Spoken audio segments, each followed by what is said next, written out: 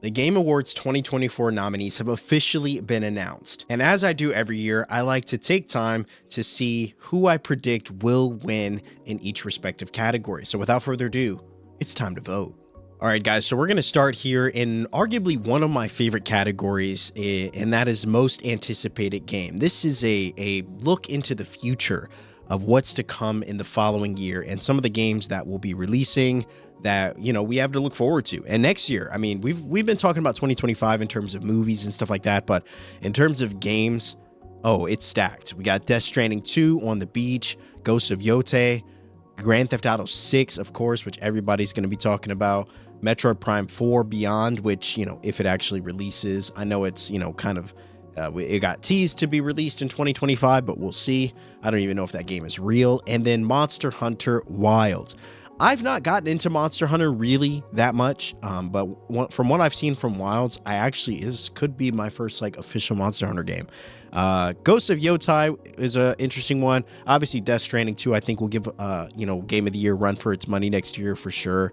And then, I mean, yeah, this is you know what? Ironically enough, this list is a list of potential Game of the Year contenders. I mean, I think any of these games, I wouldn't be surprised if Game of the Year next year, we're talking about all of these games for sure. Yeah, personally for me, I think I'm gonna go with Ghost of GOTY. Next, we have Best Adaptation, recognizing outstanding creative work that faithfully and authentically adapts a video game into another entertainment medium. This is a nice category. I'm glad that they've added this. There's been so many great live action adaptations that have come out recently that sparked from video games. So it's nice that video games are leading into other forms of medium in terms of great storytelling. And if I had to choose, I think it's probably between Arcane or Fallout for me, honestly. Really enjoyed Tomb Raider, The Legend of Lara Croft, as well as, you know, obviously Knuckles. But I think Fallout just did something really special. Obviously, I want to vote for Arcane. I really do. But at the time of recording this video, we're not even done with Arcane. So it's hard for me to say that Arcane is like the best. But I really enjoyed what they did with the live action Fallout. I really do. That was that was a really well done series for a game that I think a lot of people were worried would, you know, live up to the hype. Next up, we have Best Multiplayer for outstanding online multiplayer gameplay and design, including co-op and massively multiplayer experiences, irrespective of game genre or platform. I think Helldivers 2 had the best multiplayer for sure. Warhammer, I guess you can make the argument for that. You know, Tekken, Super Mario Jamboree, I've never played, and Call of Duty Black Ops 6 just came out, so it's hard to say that has the best multiplayer. You know, I think Helldivers has the benefit of having been released pretty much all year. Like, you know, people have had an opportunity to really play, and that game has had a chance to really evolve. And so, yeah, definitely gotta give the vote to that. Best esports and racing, or best sports racing for the best traditional and non-traditional sports and racing games. Honestly, I don't really play sports games, so I'm gonna vote for FC25 just because I feel like that's the one that will win. That's just my prediction. You know, some of these are just predictions. I haven't played every game that's come out, but you know, some of these are just predictions. Like this one, best sim and strategy. I would say, you know, I feel like Manor Lords will probably win just from what I've seen. I could also see it going to Age of Mythology, but I think that the dub's going to go to Manor Lords. Next up, we have Best Family for the best game appropriate for family play, irrespective of genre or platform. Now, this is Best Family Game. Ooh, ironically enough, all these games are single-player games. Well, Super Mario Party Jamboree will probably take the W just because out of this list, this is the only one that I think you can really play with family. I think Astrobot's a single-player game. It might have co-op. Princess Peach, I think, is a single-player. Legend of Zelda is single-player. And The Plucky Squire is also single-player. So, yeah, I think, like, I want to vote for Astrobot for sure, but I wouldn't say it's, I mean, you know, now granted, it's not a multiplayer game, you know, it's not, but when I see best family game, it just makes me feel like, to me, it sounds like I think of a game that you would play with your family. And so, or a game that would be fun for the whole family to sit and enjoy together, which I guess also kind of ties in tandem with a multiplayer game, or at least a game that has the potential for multiplayer. That's just my thought. But it could just be a game that is good to play around the family. Which in that case, I don't know. All right, next up we have best fighting game. Best fighting game, I think, is gonna go to. I know a lot of people were gonna want Dragon Ball Sparking Zero. I would say it's either that or Tekken 8. Multiverses, I feel like, is really dying off. I have not really heard much about Grand Blue. Marvel vs. Capcom, yeah. I mean, it could go to that. Arcade Classics. I think it actually will go to that. That's what I'm predicting will win for sure. All right, next up, we've got Best RPG for the best game designed with rich player character customization and progression, including massively multiplayer experiences. Best RPG, including massive multiplayer experiences. Yeah, I kind of want to give it to Final Fantasy. I'm voting Final Fantasy VII Rebirth. That's just my personal pick. Don't come for me. That's what I say. I'm sure it probably will go to Elden Ring. Maybe even Metaphor ReFantazio. This is a game I've been seeing a lot about. Metaphor. Never played it myself, but I've heard a lot about it. Best action adventure for the best action adventure game combining combat with traversal and puzzle solving. Best action adventure game. Ooh, it's crazy that Star Wars Outlaws is on this list. Best action. Oh, I guess it is. I'm gonna give it to Astrobot. I think Astrobot's definitely the best action adventure game of this list for sure, hands down. I have to go backwards because the list starts with Game of the Year, which I think is weird. I think Game of the Year should be kind of the last one, but that's just me. Best action game for the best game in the action genre focused primarily on combat. I got to give it to Helldivers, guys. I mean, come on. We got to give it to Helldivers. Helldivers definitely was the best action game. Now, granted, you can say Black Myth Wukong. When I think of, game in the action genre focused primarily on combat, I mean, yeah, it could also go to Warhammer. For sure. I mean, yeah, I think all these games kind of fit in that category. Honestly, this is a tough one. Some of these categories, it's hard to say who will take it. Because I think they all very perfectly fit in that category. And so it's like one of those things where no matter who takes it, it's any of these games could win it. And I wouldn't be surprised. I think this one's going to be a neck and neck between a couple games. I think either Warhammer or Helldivers, I feel like should win. When I think of like best action game, Call of Duty. Yeah, I guess, I guess. Best VR for the best game experience playable in virtual or augmented reality, irrespective of platform. Best VR.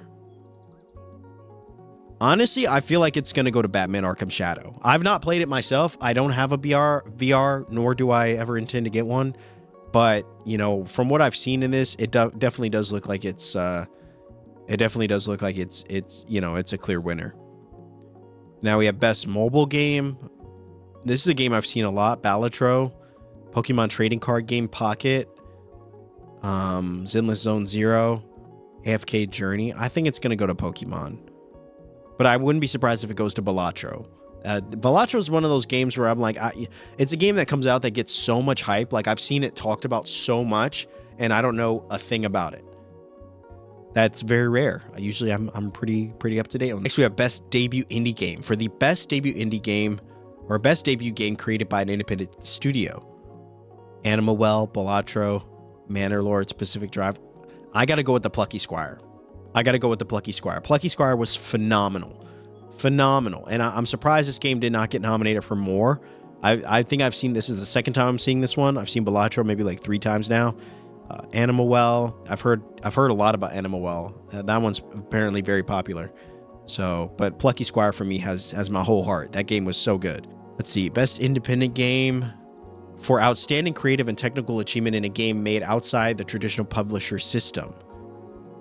So it's like an indie game. I got to go with Neva, hands down. I really want Neva to win at least one award. I mean, I really wanted to win at least one award. There's some games that come out that just simply deserve all the love.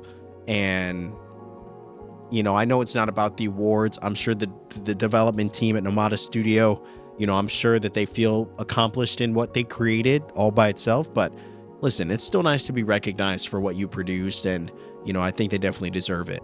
Best community support, recognizing a game for outstanding community support, transparency, and responsiveness, inclusive of social media activity and game updates / patches. Now, you know, Final Fantasy 14, you know, they be up on the patches for sure. That game is constantly getting updated. You know, Fortnite as well, I think it's updated quite often. No Man's Sky. That's a tough one. Best community support. I mean, I like the social media kind of responsiveness of No Man's Sky, so I'm going to vote for that game. But, you know, I could see Baldur's Gate, I think, gets frequent updates, as well as community support. Final Fantasy 14, obviously. I mean, again, another category where any game could potentially take this one. Best ongoing game. Yeah, this one doesn't really, you know, awarded to a game for outstanding development on ongoing content. I would say best ongoing game probably will go to Final Fantasy 14 or Fortnite. I definitely wouldn't say Destiny 2 is the best ongoing game. I mean, Destiny 2 is very much on and off roller coaster, you know. You have some good months and some really bad months. But Final Fantasy 14, I feel like, from what I've heard, sounds pretty consistent. Next up, we have Games for Impact, for a thought-provoking game with a pro-social meaning or message. Ooh, that's tough. I know I'm a little biased in this, but I'm gonna vote for Neva. I feel like it's gonna go to Life is Strange. If we're talking about thought-provoking game with pro-social meaning, I would think it would go to Life is Strange, but I would love it for it to go to Neva. I think Neva has some pretty thought-provoking themes in it that, you know, that game is open to interpretation. Innovation and accessibility, recognizing software and or hardware that is pushing the medium forward by adding features, technology, and content to help games be played and enjoyed by an even wider audience. Honestly, I have no idea. This one, I'm just going to guess. I think Diablo 4 probably will take this one. I don't know what the settings are in Star Wars Outlaws. Dragon Age The Veilguard literally just came out like yesterday, so it's surprising that it's even on this list. Black Ops 6, no. Prince of Persia: The Lost Crown, I haven't really heard anything about that game having like deep accessibility, so it's hard for me to say. Yeah, I'm just gonna guess. Now this is another one of my favorite categories, best performance. Last year or 2 years ago, was it last year? Might have been 2 years ago. We had a completely stacked cast. You had God of War was on here. You had Spider-Man was on here. You had, I think this was the year that best performance was actually won. I think last year it was given to Baldur's Gate 3 actor. Pretty sure. This year we've got Brianna White, Final Fantasy VII Rebirth. I believe she plays Aerith on, and she's phenomenal. I mean, Aerith is just one of my favorite characters. I love the performance that she gives. I think, you know, I feel like it's, I don't know, that's tough. I feel like it could go to Brianna White or it could go to Melina. Just the performance, I think I'm going to go with Melina. The performance is just on another level in terms of like the performance delivered, you know, and the overall depth of the character. I feel like it's going to go to Melina, but I love Aerith. I love the performance for sure overall. Best audio design, recognizing the game in best audio design, audio and sound design. I feel like there's a couple other games that could have easily been on here. I'm gonna give it to Astrobot. I think Astrobot and their use of the controller audio as well is just so perfect. I mean, you can literally hear and feel every sound in that game. So yeah, definitely gonna go with that one. Best score and music, for outstanding music inclusive of score, original sound, and or licensed soundtrack. For that one, I'm gonna go with Final Fantasy VII Rebirth. I love the music in that game. Absolutely love it. So good. I could also see it going to Astrobot. Best score and music. I mean, Astrobot does have a phenomenal score, but I mean, I can't tell you the amount of minutes I've spent just sitting, just letting the intro music play in the menu for Final Fantasy VII. Like, it's that good. Next up, we have Best Art Direction, for outstanding creative and or technical achievement in artistic design and animation. Best Art Direction. Now, obviously, I think a lot of people will be like Elden Ring, Shadow of the Erd Tree, Black Myth Wukong, I think, does some pretty incredible stuff in terms of art. Just a very unique game. But if I'm talking about the most unique looking game here, I would have to go with Neva. I think Neva is the most unique artistic game. Like I've said it before, you know, you guys can go back and watch my playthroughs. I consider Neva not a game. It's a masterpiece of art. Like it truly is an artistic expression. Like that's how good that game is for sure. I would say best art direction, gotta go with Neva. 100%. Next up, we have Best Narrative for outstanding storytelling and narrative development in a game. Best storytelling. Honestly, Metaphor ReFantazio has been on so many, it's been nominated so many times. I'm going to look this game up. I think from what I saw in the trailer, it just didn't look like my kind of game. I mean, it's gotten nominated so many times. Silent Hill 2, obviously, Best Narrative development in the game, storytelling. Honestly, I kind of want to go with Final Fantasy 7. A game that's also been nominated a number of times. Next up, we have Best Art Direction, awarded for outstanding creative vision and innovation in game direction and design. Yeah, that best game direction without question, I'd have to give to Astrobot. No doubt about it. And then the big one, recognizing a game that delivers the absolute best experience across all creative and technical fields. First up, we've got Astrobot. Now, Astrobot getting nominated for Game of the Year, I think is truly a testament to the importance of the platformer. You know, I feel like a lot of studios have moved away from platformers, and I think there's a very large market for that type of game. You know, I don't think platformers are for kids. I don't think that they're played out. You know, I think a lot of people, like when I see a platformer, like I'm very excited about it. You know, I've never stopped being excited about platformers. If they're created in a way that feels fluid and they feel well designed, you know, I think a lot of people will jump into a platformer because sometimes you just want a game that is fun, a game that just kind of pulls you in, has you excited. You know, it doesn't ask too much of you. It's not trying to be too realistic or anything. Like it's just a fun game. Astrobot coming out and receiving the love that it got as well as the critical acclaim is a testament to the importance of platformers, and that let this be a lesson to people who are like, oh, I don't know if we should make a platformer. Like it works. If you do it well, it works. People will play it. You know, and Astrobot was easily one of the first games I played this year that I felt like could potentially be a Game of the Year contender. And here it is on the list. Incredible. Now, Balatro, honestly, I'm not going to say anything about Balatro. This is a game that I think just came out not too long ago, and I don't know anything about it. I know it's like a card kind of simulator game. I think it's also a mobile game, too. So for this game to be on Game of the Year as a Game of the Year contender is very surprising to me. You know, card games, yeah, it's I've seen some gameplay for it. It's not to say it looks bad. It's a game that I'm like, wow, Game of the Year. That's interesting. You know, no Helldivers 2 though. No Helldivers 2 is crazy. To not have Helldivers 2 on this list as a potential Game of the Year contender is wild to me. That is wild. That was not only one of the most widely talked about games of this year, but I think it was a really well done experience. Not to say that Balatro isn't. I just feel like there goes a lot into what is considered Game of the Year. And, you know, Balatro is definitely a game I'm going to check out. I'm going to check it out. Yeah, I don't really know too much about it. Black Myth Wukong. This is another game that we kind of suspected would be a Game of the Year contender. I mean, everyone and their mother across Twitch and everything was playing this game, talking about it. I've yet to dive into it myself. You know, just too backlogged. You know, a game has to be really special. Like Astrobot, I bought this day one. It just was a game that hit all the right notes for me. Every ounce of gameplay that I saw for it, you know, in the trailers and stuff, was exactly what I just look for in a kind of game, a game that gets me excited to play.